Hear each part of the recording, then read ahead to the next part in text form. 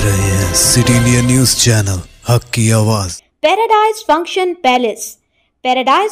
Palace महबूब 2 जून यौम तासीस तेलंगाना के मौके पर ज़िला महबूब नगर मुस्तक़र के न्यूटन चौराहा पर वाक़ शहदा की यादगार पर रियासती वज़ीर बराए आबकारी व सक़ाफ़त जूपल्ली कृष्णा राव, मुकामी रुकन असम्बली अनम श्रीनिवास रेड्डी, देवरकद्रा रुकन असम्बली जी मधुसूदन रेड्डी ने ख़िराज अक़ीदत पेश किया।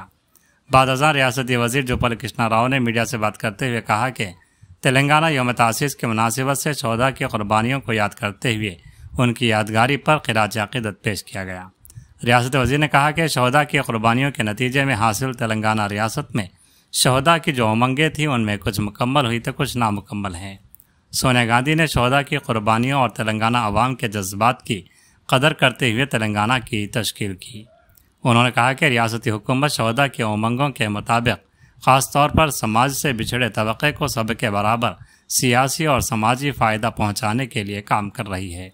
तेलंगाना की अवामी हुकूमत हर एक को सर उठाकर जीने के मौक़े फराहम करते हुए तरक्याती कामों में आगे बढ़ रही है।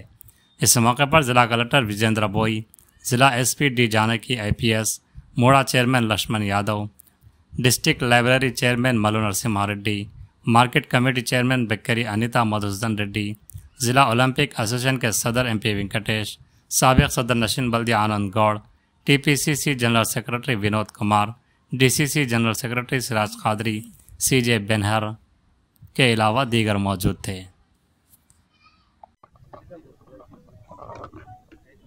తెలంగాణ రాష్ట్ర ఆవిర్భావ దినోత్సవ సందర్భంగా అమరవీరుల స్తూపానికి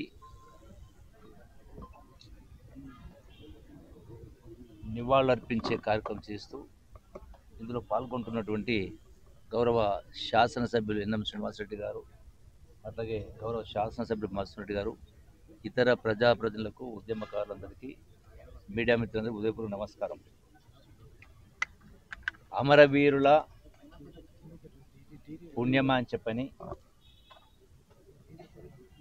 వాళ్ళ యొక్క త్యాగాల ఫలితంగా తెలంగాణ రాష్ట్ర 54 కోట్ల ప్రజల సంఘటిత ఫలంగా సుమారుగా 60 సంవత్సరాల పైచిలకు ఉద్యమ పోరాటాల ఫలితంగా సోనియా గాంధీ గారి పెద్ద మనసుతో తెలంగాణ రాష్ట్రం ఇస్తే సీమాంధ్రలో కాంగ్రెస్ పార్టీకి నష్టం జరుగుతుందని తెలిసినా కూడా 60 సంవత్సరాల కలను 4 కోట్ల ప్రజల ఆకాంక్షను పెద్ద మనసుతో నెరవేర్చిన కారణంగా ఇలా తెలంగాణ రాష్ట్రం సిద్ధించింది. ఈ రోజున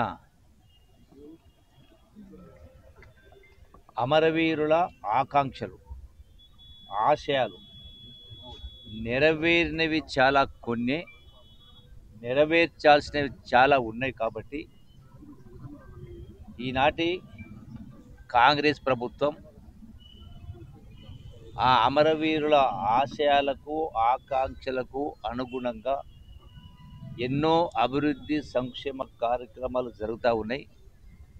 సామాజికంగా వెనుకబడ్డటువంటి అట్టడుగున్నటువంటి ప్రజలందరికీ కూడా సమాన హక్కులు, ఆర్థికంగా, సామాజికంగా, రాజకీయంగా అందరితో సమానంగా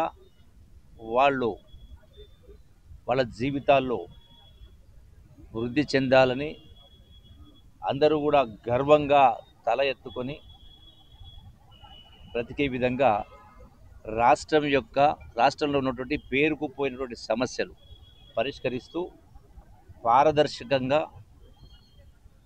ఉన్నటువంటి వనరులన్నిటిని కూడా సద్వినియోగం చేసుకొని అందరికీ ఫలితాలు అందే విధంగా అమరవీరుల ఆశయాలు, ఆకాంక్ష నెరవేర్చే విధంగా, వాళ్ళకు ఆత్మ శాంతించే విధంగా పరిపాలన కొనసాగుతుందని చెప్పని మరి మీ అందరికీ ఈ సందర్భంగా విన్నవించుకుంటూ